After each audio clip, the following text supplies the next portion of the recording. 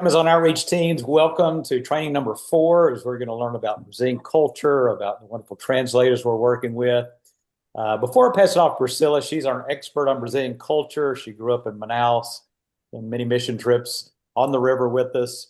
But before we do, just to put context of the importance of culture, one of our translators grew up as a missionary kid, as an indigenous village.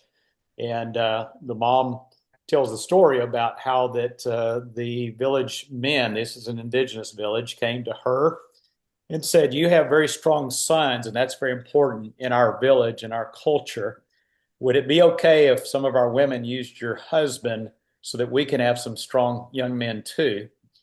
And she wisely dealt with this cultural challenge by saying, "Well, I respect your culture, appreciate you asking. But in my culture, if anybody touches my husband, I'm going to kill them." So every culture is a little different. Some things can create some conflict, I suppose. The truth is, all cultures have beautiful parts of them, and every culture needs redemption. So we want to make sure we honor cultures where it's honorable, and if there's crossing of the line, we'll obviously want to deal with that biblically. But I'm going to let Priscilla take it from here to help us better understand so we're better equipped to effectively bring the knowledge of the glory of the Lord to the villages. So, Priscilla, would you enlighten us on the culture in Brazil and specifically on the Amazon? Wonderful. Thank you, Steve. We're going to talk about culture and Brazilian culture today, more specifically about the village culture. Three things that I need to talk about before I go in deep. First, that culture, when we talk, we're going to talk in a general way.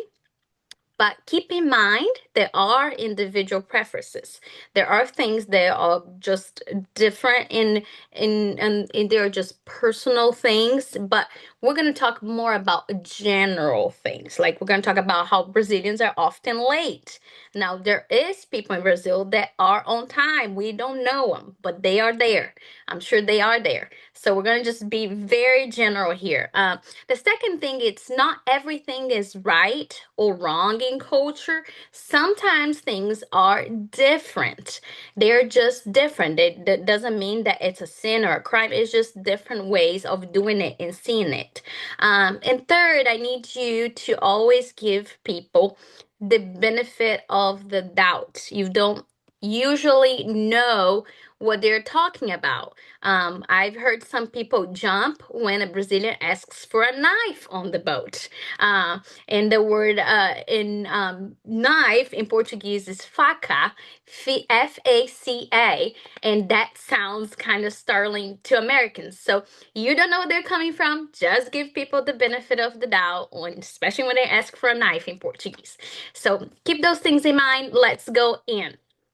Um, First of all, we do not speak Spanish, and if you've been following our trainings, you know that we've been taking Portuguese lessons, and specifically for today, we're actually gonna send you a new video that has the top 10 Portuguese words, key phrases, or greetings that you need to know. So you're gonna be getting that link with this training. So Portuguese, we speak Portuguese because we were colonized by Portugal. So that's the first thing you need to know about Brazilian culture. Now, with that being said, Portuguese is the main language in Brazil, but we have the honor and the joy of also serving our indigenous villages that are their own nations with their own customs, with their own languages. And we also have the greatest joy of sometimes getting to gift them with the word of God in their own language. So just keep in mind, yes, we speak Portuguese, but we also have other indigenous nations in the Amazon that speak other languages like Satere. So I just need you to know that. Now, going forward, Brazilian culture is a culture based in relationships. So much of what we do in Brazil or don't do is based on relationships. Brazil is a very informal culture. In fact, we do tend to have long names. Again, because of the Portuguese heritage, but we often introduce ourselves by our first name. Um, Sometimes, even those close to us, we do not know their last name because we are first name culture. And the way we differ ourselves or those that we're talking about is by relationships. So this is Priscilla. She's Tiago's sister. She's Chloe's mom. Oh, that's Steve. Oh, yeah, Steve works with Chad. So everything is based on relationships. And that goes on into many things into culture. So the best way to bridge into relationships, especially in the villages, is talking about those relationships. Ask them about their family, ask them about their village. They love talking about kids, village. They would love to hear about your kids, your family, your city, where you come from. Priscilla, I don't have kids. I only have dogs. You can talk about your dogs. They might not get why you're talking about your dogs, but they would love to hear about you and they love to talk about their relationship. So that's a great way to bridge into culture. Now, next thing is Brazilians love language. This is something that is very important in Brazil, but I need to make a segue. Yes, Brazilians are huggers. They usually will talk to you, touching on your shoulder and talking to you. They'll be very close to you. They don't have a really good sense of personal space because they live in big families, often multi-generational homes. So they're used to talk close and be close. But when we segue into the village culture, we're going to talk about how when you first get in, they are not going to run to you. They're going to first assess you. Unless you've been there many times, they've known you before. They're going to take a minute, but by the end of the day, as you can see, one of our American team members, there will be a lot of love. So, love language in Brazil is definitely touch and hugs. And for hugs, you don't need any translation, right? So the other way that that translates is often for the women's ministry. We get a time where we get to talk to them and we get to do this one-on-one service. That's a way that you can be showing love by touching a VBS as well. The kids love to be close to the teachers and the people they're leading. So that's another way that you can show God's love through touch. Culture is often about beliefs. So today we're going to talk a little bit and go a little bit more in depth about Brazilians' main religions and beliefs, specifically to what we're going to find in the villages. Well, because Brazil was colonized by Portugal, it is by heritage a Catholic country in its majority. As you can see, the Roman Catholic is right there. It's called nominal because sometimes they have been baptized but have never gone back to the church. There is now also a movement of people going back to the Catholic Church as much as there is a movement for the Protestant Church growing so much in Brazil, also really having a growth in the Amazon region. The other thing in Brazil is they have a lot of voodoo, witchcraft religions. So with that being said, Brazilians tend to be very superstitious. superstitious. And what we find is that the Catholicisms that we see in the villages are very mixed with this superstitious witchcraft things, and a lot of them will be so many times have a hard time accepting things or even being open to the gospel because they believe that being Catholic is actually part of their identity as Brazilians. So when we go into the villages, we often find people that will say, "Oh yeah, I know Jesus. Oh yeah, I love Jesus." And they do have a thirst for God, they have a thirst for Jesus, but a lot of them believe they could never know if they're saved. They could never talk to God directly because they would need a third party, that being a priest or a saint, that they would have, or many saints, that they would have to go through to ever be heard by God directly. So a lot of the work we do, it's not to undo any denomination or religion. It's to simply let them know that they can have a relationship with Christ. That in the middle of the night, when the kids are sick, they can actually pray and talk directly to Jesus. And that they can have this assurance that they are saved. And that brings so much hope to the people in the villages, and that's what we're there to do. We talk about this Catholic Church and situation because some of you will be going into villages that are more reigned and coordinated by the Catholic Church, and there is a few more challenges, but we can see God changing so many things. And through just you coming, so many doors are open to those local pastors and local missionaries that couldn't go otherwise. But because you're coming, because the boat's coming, they now have open doors to talk about Christ. And then we talk about religion, let's talk about the other main religion in Brazil, which is soccer. Now, if you're watching this in 2026, you need to know that this is the year for a World Cup, and it happens every 4 years. This is it.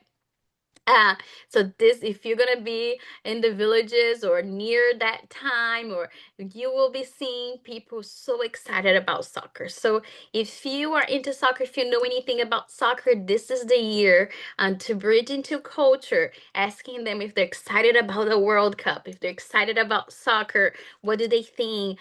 Who are they gonna root for? This is a great way to bridge into culture, and also usually by the end of the day or by the end of the trip, you might get to play with them or just sit there to encourage them as they do a soccer match. So that's a big thing in Brazilian culture for sure. We also have, if you can remember from the evangelism training, soccer balls that we can use for evangelism. We also gift the villages with soccer balls. So we have other customs I'm gonna talk about, but Brazilian culture, like I told you, they tend to be more laid back with time, especially in the villages. You're not gonna see them rushing around looking at the clock. They know their time, they know what they need to do, so they just go through their lifestyle, and we are the ones walking into their lifestyle, walking into their day, right? So, as guests, I am going to ask you here to be flexible, especially in the villages when you're waiting for people to come to the ministries. They're going to walk in slowly. So, just make sure that you don't get stressed out if you don't start things on time, because in the Brazilian culture, people are more important than time.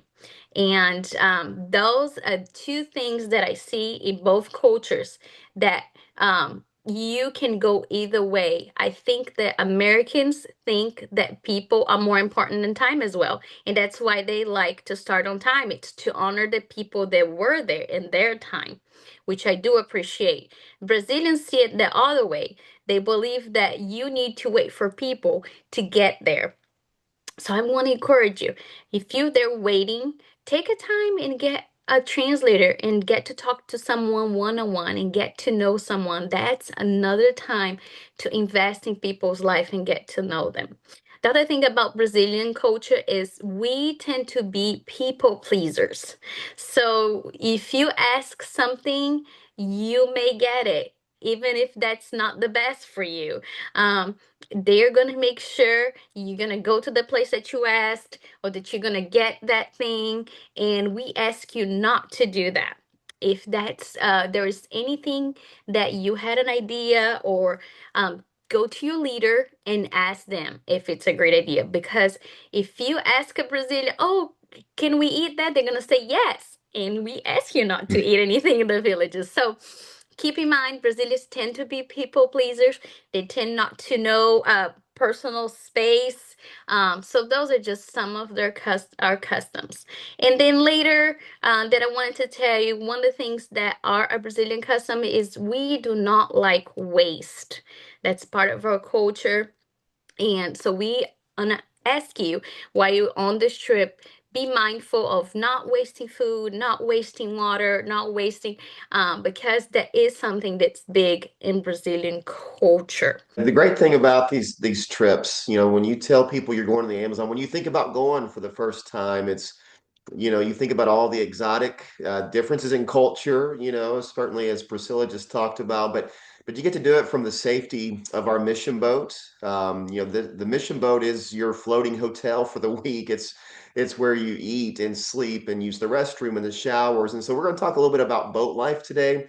Everything we're talking about today, we have videos. We have a pretty extensive video library at this point on our YouTube channel. You can see the address there. If you don't know or are not comfortable going straight there, you can go through our website, amazonoutreach.org. If you click on the resources tab under our menu and go down to important team info, then you can find a link, to our YouTube channel there. It'll take you right to it. And so what you'd want to do for everything we're talking about today can be found under a playlist called Training Videos. And so under that training video playlist, there's, I think, 22 videos that we have and really encompasses everything we're going to talk about today. There's one that's on culture, as Priscilla just talked about. And then as we talk about some of the things here, one of the biggest questions is hammocks. People say, well, I don't know about sleeping in a hammock. How's that going to work? We actually have a training video about how to tie your hammock and even how to sleep in a hammock. But what we find is most people, anybody who may have a little reservation if it's their first trip, most people by the end of the trip, they're like, I slept pretty well. I slept better than I thought I would. It was pretty great. And so the hammocks, you can see a picture there. They are going to be strung up, fairly close, depending on the size of your team. But again, that's part of the that's part of the charm of this trip is you are literally doing everything side by side, with your teammates. And so um, typically our teams depends on how your team is composed, but typically the women are going to be on the second deck. And so for you ladies, you get the advantage of being able to leave your hammock strung up for the week. Okay, so you don't have to take it down each day like the men do up on the third deck. And so for the ladies, you're going to have a space underneath your hammock where you can kind of lay out your suitcase and things. But, we do ask you to keep your space not neat and tidy there so the boat crew can clean around you and your teammates can walk, up and down and get in and out of their hammock without getting on your things. On the third deck, where the men typically sleep, we do have to roll up our hammocks each day. But you do have a cubby. You have a cubby that you can put if you bring a carry-on suitcase or anything you need to store to there. Typically, what we'll recommend too is bring a backpack, that you can hang, use a carabiner to hang from. And so it just makes there on the third deck, getting in and out of your hammock and kind of living there, your living space a little bit easier. But with so many people on the boat, a team of 20, 25, 30 people, sometimes people are like, how am I going to have any quiet time? How am I going to be able to get to myself, just get some space to myself? Believe it or not, it actually happens. And there are certain times of the day where might want to target that quiet time. I think probably most people's favorite time of the day to have quiet time is in the morning. Um, when the sun first comes up, you're usually going to have an hour and a half, maybe 2 hours before breakfast. And so that's the quietest part of the day, the most still part of the day. And so that's a great time to, find a place to sit by yourself, watch the sunrise, have a cup of coffee. Really encourage you to bring a journal. That's in your personal packing list if you haven't seen that yet, but really would encourage you to journal your quiet time, journal your Bible reading that week, journal what's happening, because you're going to want to remember what you see the Lord do, and how the Lord works in you that week. And so quiet time is important. If you don't find that the mornings work for you, sometimes right after lunch, usually we have a couple of hours of a break there before we go back into the village. That's a good time to do it. Some people like to do it even at nights, after people start going to bed and it gets dark. Maybe get off in a corner by yourself with your red headlamp, and you can have some quiet time there. So it is possible. But we certainly would encourage you to do that, just to not miss what the Lord may be wanting to do in and through you while you're on this trip. And certainly, one of the greatest experiences that people have is just the worship time, here on the boat. We're going to start every day, after breakfast with some worship time with the team. And this is where, you get a little bit of a picture of heaven. When every tribe, every tongue, every nation singing praises to the Lord, man, you get a little glimpse of this with our bilingual worship here on the boat. It really just kind of sets the day for us. And so typically what our team's going to do is, again, we'll have some praise and worship music. If there's anybody on your team who's a worship leader, who's musically inclined, there's certainly, we encourage that they participate and kind of help coordinate with our translators and the folks on the boat that are going to be leading worship. But it's a great time of fellowship. And then, typically you'll have someone do a devotion. And so team leaders, if you haven't already, be thinking about maybe who you want to invite to do a devotion each day of your trip there on the boat.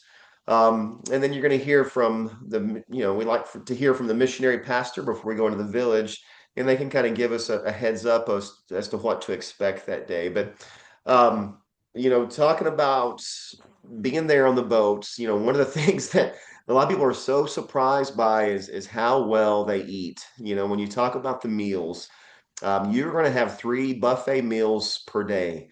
Breakfast is typically going to consist of some fresh fruit, some pastries. You're going to have some proteins with bacon, eggs, that sort of thing every single day.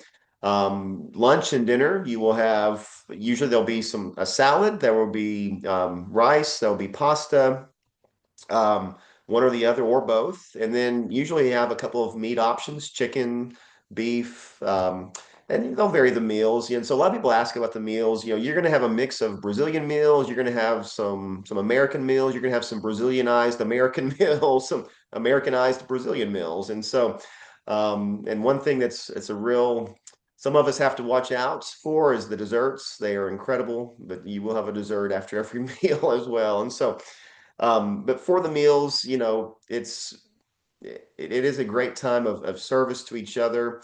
So when I say service to each other, it's thinking about, we don't always have to be first, right? Making sure that we're letting others go first, making sure we're not overloading our plate. There's plenty of food. There's plenty of food, and quite oftentimes there's enough. Once everybody's gone through, you can go back, and if there was something you particularly enjoyed, you're certainly welcome to go back and to finish that. Because as Priscilla just said, part of Brazilian culture is they don't, waste is not a good thing. And so, we don't want to waste any leftover food. And so you're welcome to go back, but we do want to be mindful and considerate of our teammates around us. And so life on the boat, again, it's all about, just again, thinking of each other and moving through that as we go through. And so part of taking care of the boat and taking care of each other is getting on and off the boat. Again, on your personal packing list, you may have seen already, that you're going to need boat shoes, and then you're going to need village shoes. And so while you're on the boat, once when you come from the airport to the bus and get on the boat the first time, once you're on the boat, you're going to want to put on your boat shoes, which can be sandals, can be slides, flip-flops, but those are shoes that are going to be worn exclusively on the boat.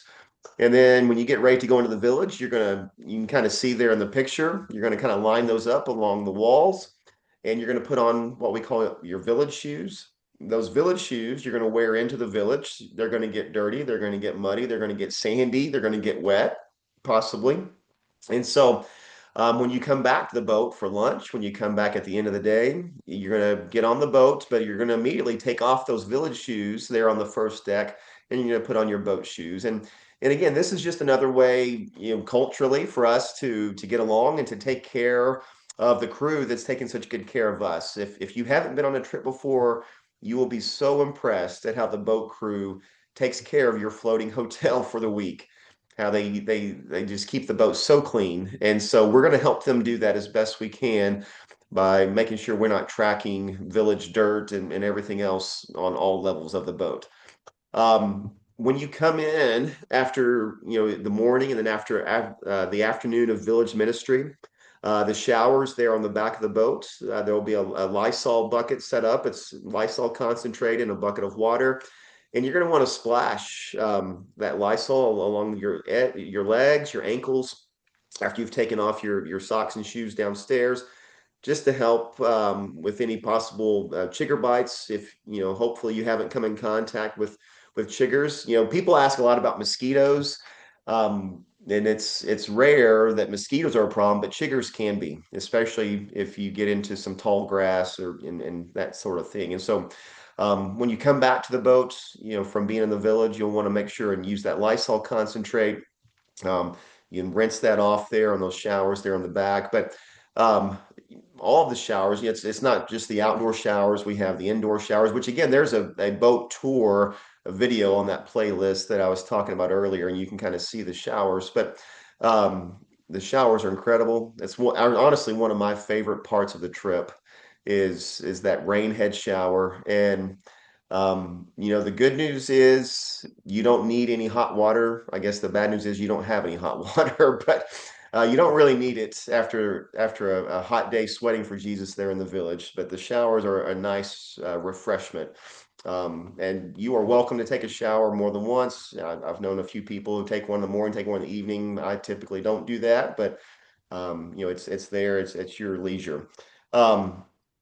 But you guys will be so impressed with the crew. Again, if you haven't been, we call them our Brazilian teammates. And so if there's a team of, let's say, 25 North Americans, you're going to have about 25 Brazilians there on the boat with you. And so again, everything that, Priscilla just talked about culture, I mean, that applies to life on the boat. Even, talking to people, meeting the crew. And of course, your translators will speak English. Most of the rest of the boat crew will not. So your kitchen staff, most of them will not speak English. The sailors, most of them will not speak English. But use your time there on the boat to when you can, maybe to get to know them, to learn their names. Just like Priscilla talked about relationships with the people in the village, the people on the boat appreciate that as much as well. And so, never take for granted even a smile, a bom dia, an obrigado, how important those things are, even to your boat crew, because they care for you. They work for this ministry. They work on the boat because they want you to have a first-class experience. And so we want to return that to them with the way that we treat them and really include them and are gracious to them. And one way that we try to show that is your last night on the boat, the North American teams, we encourage you to throw a party. And so you'll bring some decorations. You can kind of see a picture here. It can be really whatever you want within reason. I mean, obviously, you're not going to get too elaborate because there's only so much you can bring in your checked bag. But people bring balloons and streamers. Sometimes you have people bring like neon lights and glow sticks. I mean, it can be whatever you want it to be. But on that last night there on the boat, this is where typically the way this works is, late afternoons, an hour or two before dinner. The team will decorate the boat, the third floor there where you're going to eat all your meals. You're going to set up the tables and chairs, down the middle. And then we're gonna have a big celebration. That's usually pizza night, and so the kitchen staff will prepare the pizza. But you're gonna make a big deal as all the Brazilian teammates come up the stairs and enter the third floor.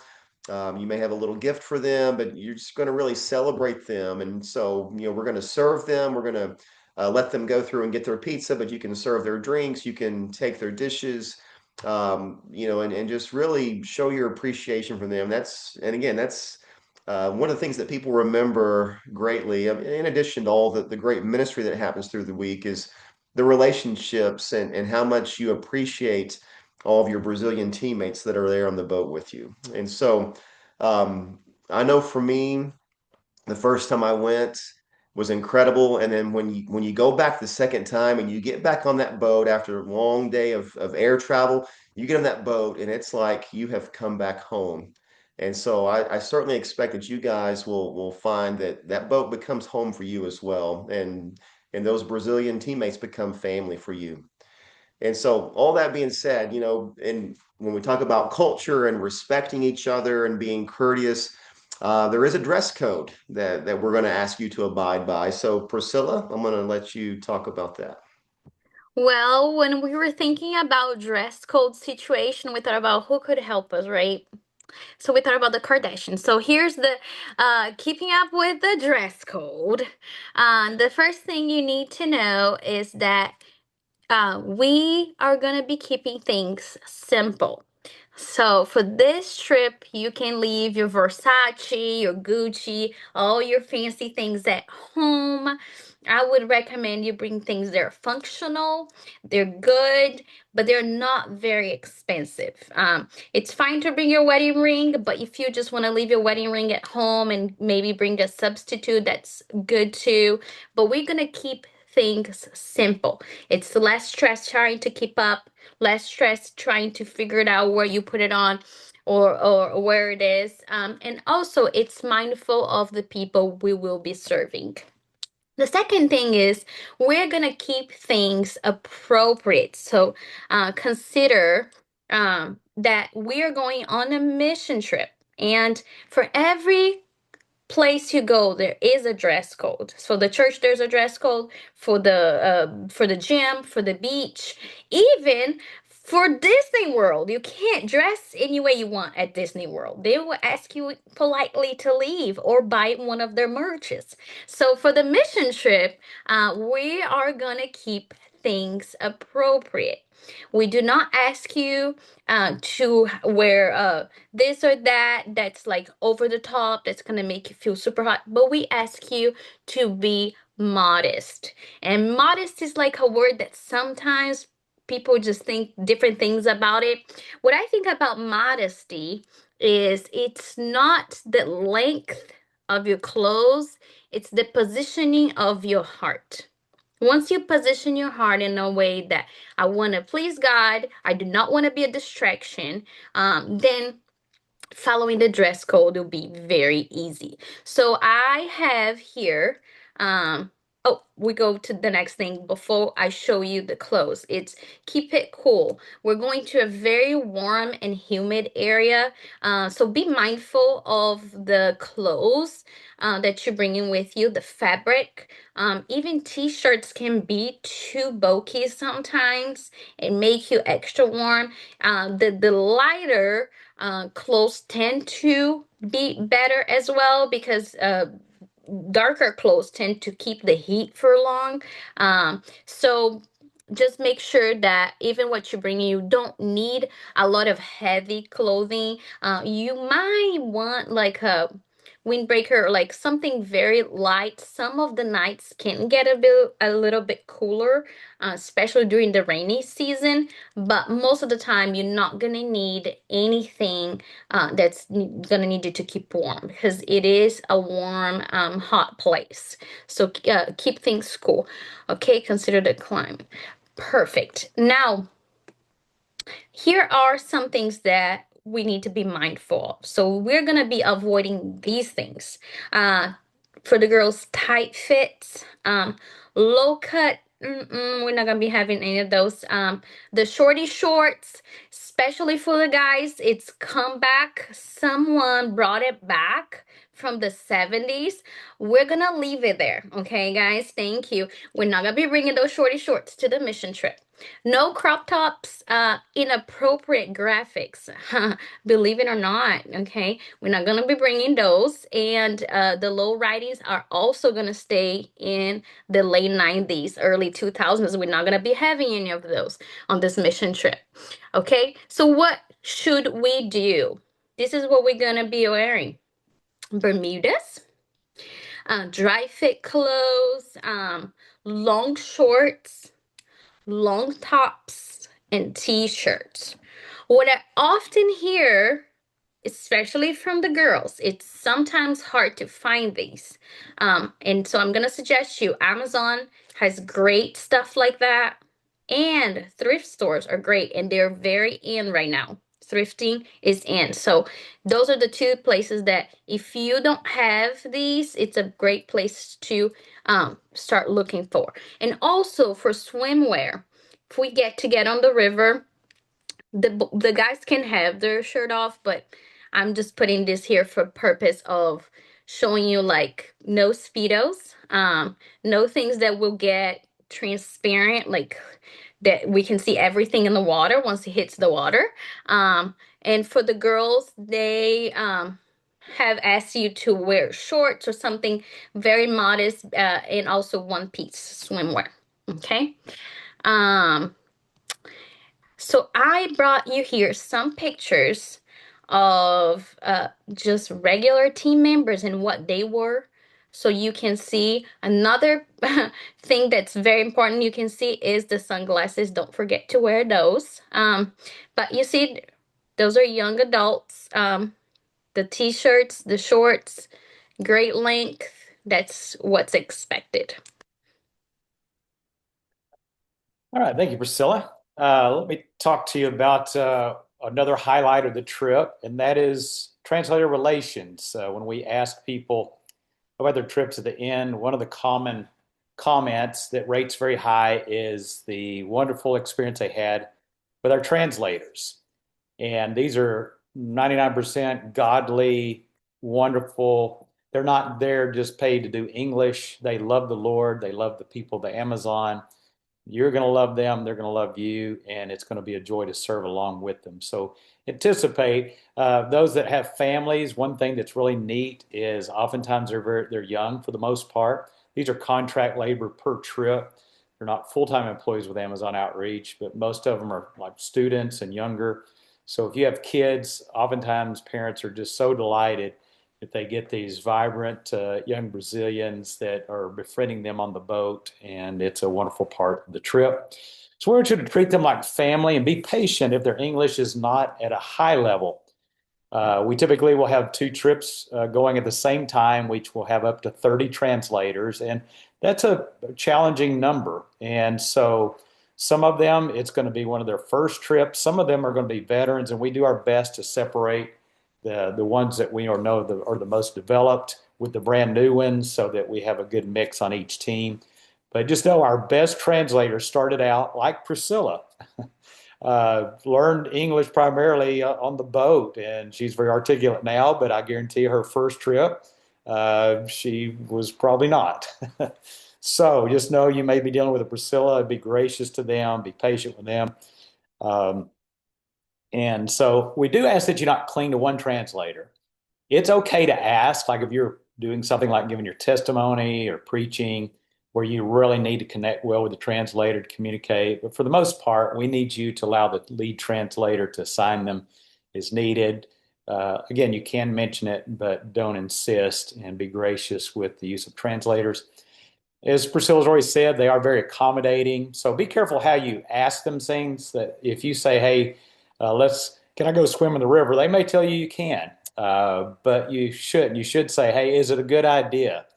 Don't put them in a position where they're going to have to go against you or make it awkward. Ask them what do they think, and just be aware of a cultural reality that They may tell you yes when they shouldn't because they are so accommodating, and you can be more gracious about the way you approach and ask things and get their opinion.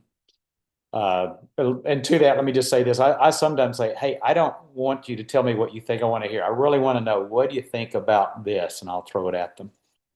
Please don't give money directly to translators, but give it to the general tip at the end of the week. We have a suggested tip amount of $50, and that is divided among about 30 team members. That's about $1 a team member, or $1.25, whatever that math is. So you don't have to give a tip. It's not expected, but it is appreciated. So we'll cover this on your last week, that it's something you can bring cash. And then it's divided evenly among the team, because you're going to really bond with the translators. You're not going to know the cooks and the captain and crew and all the behind the scenes people. So to help make it fair and not create any jealousy. Now, if you want to support somebody after the trip, that's great. You're welcome to do that. But on the trip, we ask that you not show special favorites or give extra things to one and not to the others. And then we also ask that you not pursue romantic relationships while on the trip. Now, we have had marriages result of the trips, but that wasn't during the trip. Afterwards, if you continue talking to them, as long as it's appropriate, you need to be mindful of the age, your age, the age of the translator. That is very important to consider.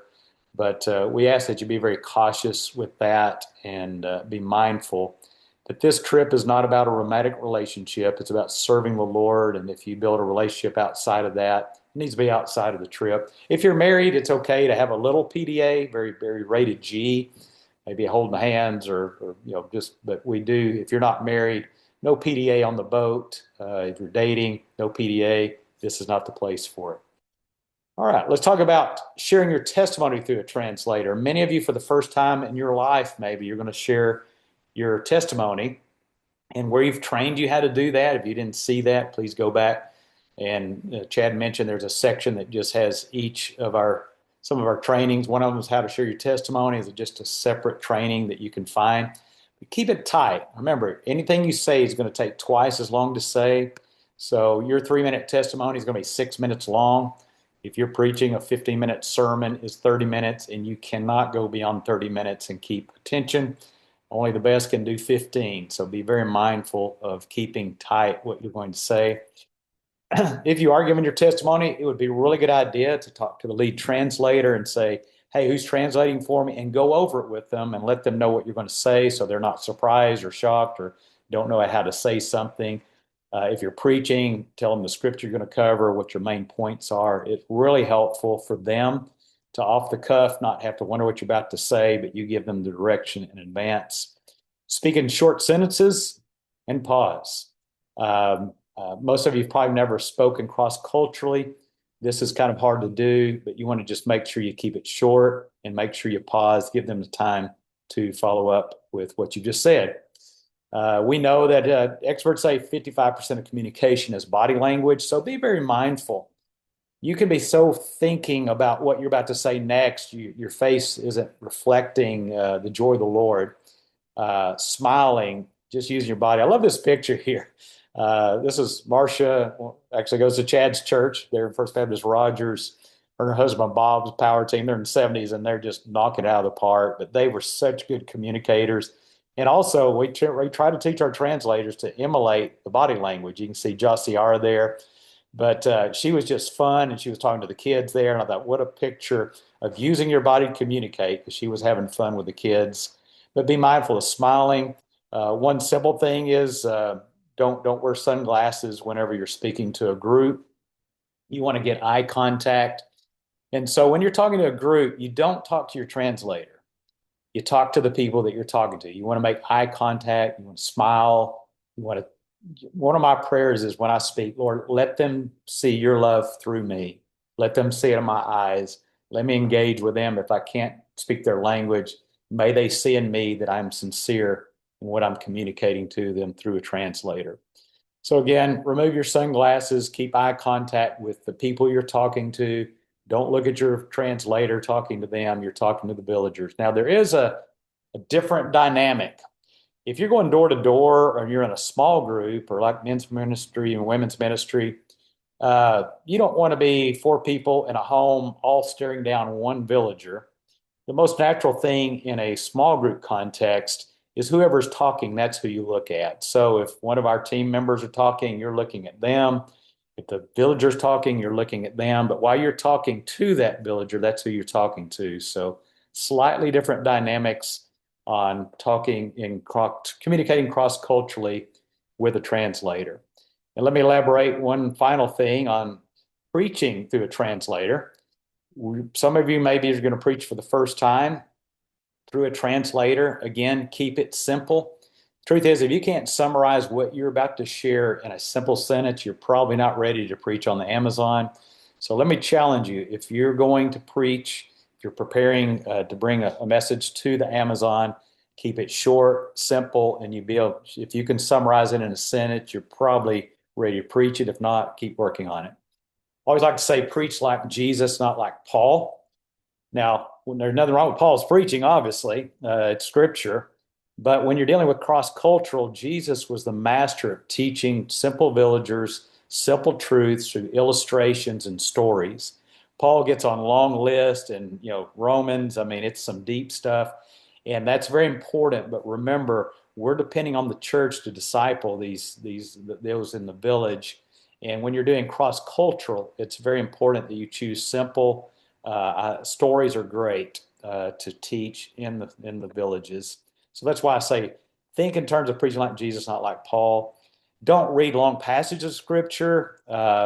It's best to summarize it like I've got a message I do on the Samaritan woman at the well. And I tell the story primarily, and I just read a few of the scriptures. And you want to minimize reading, maximize telling the story. Think of this as a first century village. It's an oral culture, not a reading culture primarily, so speak that way as well. Use your surroundings and props. Jesus was the master at that. I was actually preaching this many years ago, a little younger there.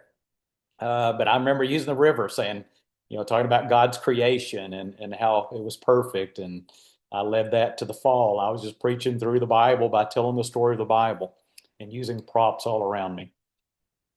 Share personal and culturally relevant illustrations. They need to know that you're human. The more personal you can get about the challenges and maybe your struggles even with what you're sharing or how meaningful and personal it's impacted your life in a culturally relevant way. If you're talking about your kids' ice hockey league that you coach, probably not going to communicate real well. If you talk about your kids' soccer league, whole other message. So think culturally relevant. What would be familiar there? Be personal and be mindful of the illustrations that you use. And preach the gospel. I mean, there's incredible teachings in the Bible about many things. You could preach the Ten Commandments. You could preach the fruits of the Spirit. But remember, you're there for a short time. And the greatest need of the villagers is to understand about a personal relationship with God through Jesus Christ. So while there's hundreds and thousands of texts, I would encourage you on your one opportunity to speak to a village that you focus on the gospel and a personal relationship with God through Christ, on forgiveness of sins, on the offer of eternal life through Jesus. And that would be my strong encouragement for you.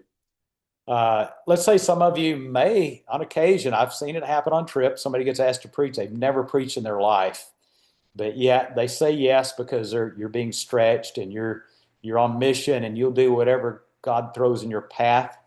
Feel free in that case, if you've never preached, it's okay to use your testimony in the preaching time. I've told you when you do your testimony, don't preach, but if you're asked to preach, you can use your testimony and just elaborate on the gospel through your testimony. You can even use tools like the E-Ball, Machete Evangelism, Trinity Evangelism, all of these different ways of sharing the gospel in culturally relevant ways are on our YouTube channel under the playlist called Evangelism.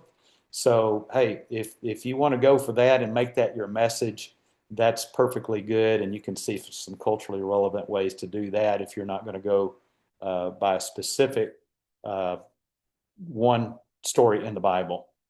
And last thing I'm going to share before I pass it back over to Priscilla is when my preference is if you're going to lead to the gospel and you're going to offer people an opportunity to have salvation in Christ, I encourage you to give them opportunity to make that decision there at the meeting. But my preference is always ask the missionary, hey, would you mind taking over when I get to the end? I'd rather get out of the way with a cross-cultural challenge of speaking through a translator and just let the missionary take over. But on occasion, or they're not available, and I am the one that's going to do it and leading the sinner's prayer, this is different from any other time that you're going to be using a translator. And it's very important that you speak. You obviously are going to pause for your translator to speak, but then you've got to leave a moment of silence, which is very different from any other time. Because if you're asking them to repeat after you, praying the sinner's prayer, then you need to pause after the translator says what you says and give them a minute to actually repeat back to you. So these are some things that's going to help you cross-culturally communicate through a translator. It's amazing that God can do such amazing work through you, through a translator, as you use your body, as you use your eyes, as you use the pauses, as you do all of these things to communicate the love of Christ to the forgotten people of the Amazon. But let me talk to you, last slide, just for a minute or two, about travel medical insurance, because just doing this wrong could really cause a problem for you. So let me make sure you understand that you will only have medical coverage for potential incidences in Brazil. So this doesn't cover anything that happens in the U.S. It only happens once you're out of the country does this medical insurance go into effect. And this is not trip cancellation or trip interruption insurance. That's something you would have to get on your own.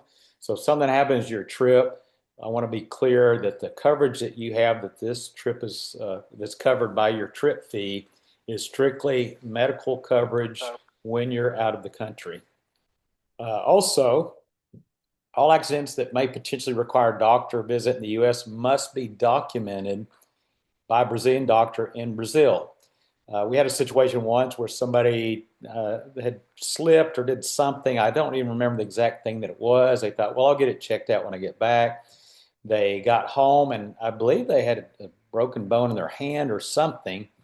And then they wanted to try to use the insurance, but the insurance would not cover it because it was not documented in Brazil. There was no proof it happened in Brazil. And so we'll have doctors on the boat. Our staff will take care of it. But if you have any concerns of anything that might hurt that happens on the trip, we must document it then for it to be covered.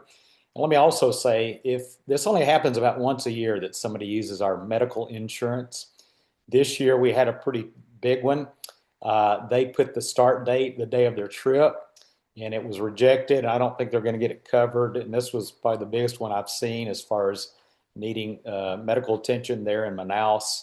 And because they put it the day of the trip started, it was considered pre-existing. And so it's very important that you fill it out the day that you have whatever happens, and that it's done in Brazil, so that we want this medical coverage to actually work for you, to know the details of how it works. You should receive a medical card by email a few days before your trip. If that doesn't happen, your trip leader most definitely will have a list of everybody with the coverage code. But the truth is, the Brazilian hospitals, they're not going to be interested in that. It's really going to be more about when you get back home that then you file it through that claim number. Also want you to be aware, if you're 70 plus, the coverage is diminished significantly. So it'd be good for you to be aware of that. How can you know what the coverages are? Well, on our resource tab on our website, amazonoutreach.org, go to important team information, and there's the insurance policy that tells you everything from life insurance to lost luggage, everything that's covered in your medical insurance policy, and the amounts based on your age. If you're over 70, those numbers change. I think it's $1 million if you're under 70, and if it's over 70, it significantly declines. So I want you to be aware of something that 99.9% of you will not even need to know. But for the 0.1% that do, it's important, we found, to know this information in advance. So thanks for preparing well for this trip. We believe the better prepared you are, the better you're going to be able to serve the villages of Brazil. And so we're going to wrap up with Chad giving you the next steps, and then we'll see you Some of us will see you on the Amazon. This is our last official meeting, but you'll get more information that will be coming your way, and I'll let Chad tell you about that. Yeah. And so listen, you trip leaders, you should be receiving a video with some final steps, some final information. And as I mentioned earlier, right, all of our training videos are online. Yeah, you have told you guys how to find those. If you haven't secured your visa, hopefully you have at this point. Most of you will be leaving within the next couple of months. Make sure if you haven't already done that, make sure that you get those visas finalized. If you are a trip leader, it'd probably be prudent just to check with your team members. Do you have your visa? Do you have your visa?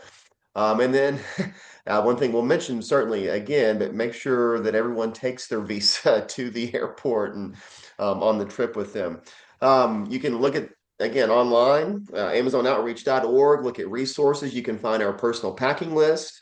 You can find, again, in our YouTube training videos, how to pack.